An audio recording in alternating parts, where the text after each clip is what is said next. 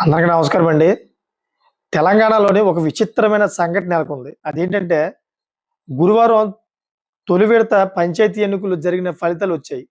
అయితే ఎన్నికల్లో విజయం సాధించిన అభ్యర్థులు సంబరాల్లో మునిగి తేలుతుంటే, ఓడిపోయిన అభ్యర్థులు మాత్రం ఆవేదన వ్యక్తం చేస్తున్నారు. ఎందుకంటే, వాళ్ళు డబ్బులు పంచారంట దానికోసం. అయితే కొంతమంది అభ్యర్థులు డబ్బులు పంచి ఓడిపోయామని తీవ్ర ఆవేదన చెందుతూ, తాము పంచిన డబ్బులను తిరిగి ఇచ్చేయాలంటూ డిమాండ్ చేస్తున్నారంట. మరి మహమూదాబాద్ మండలంలోని సోమల తండలలో అలాంటి ఘటన ఒకటి చోటు చేసుకుంది. దాని గురించే ఈ కథనం అయితే ఈ వార్తలో చక్కర్లు కొడుతోంది. మరి సర్పంచ్ అభ్యర్థిగా బూక్యా కౌసల్య నామినేషన్ వేయగా ఆమెపై 27 ఓట్ల తేడాతో ఇస్లామాబాద్ సుజాత అనే అభ్యర్థి విజయం సాధించింది.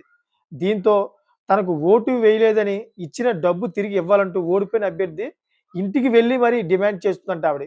మరి డబ్బులు తిరిగి ఇవ్వాలని లేదంటే జెండా పట్టుకొని ప్రయాణం చేయాలని అడుగుతున్నారంట.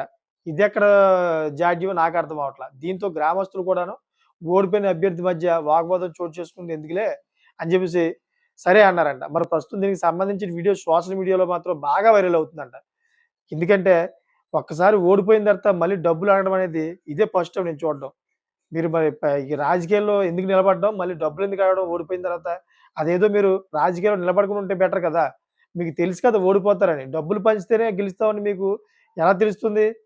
ఎవరి మీద అభిమానం ఉంటే వాళ్ళకే ఓట్లేస్తారు. డబ్బులొచ్చినంత మాత్రాన ఎవరు మీకు ఓట్లేయరు కదా! ఇది తెలుసుకొని రాజకీయంలో దిగండి. మీలాంటి వ్యక్తులందరికీ నేను నా ఈ వీడియో ద్వారా చెప్తున్నా. చూసారు కదా! ఇటువంటి లేటెస్ట్ ఇన్ఫర్మేషన్ ఎప్పుడు కూడా మీ ముందుకు తీసుకొస్తా. దయచేసి నా ఛానెల్ సబ్స్క్రైబ్ చేసుకోండి. Thank for watching friends.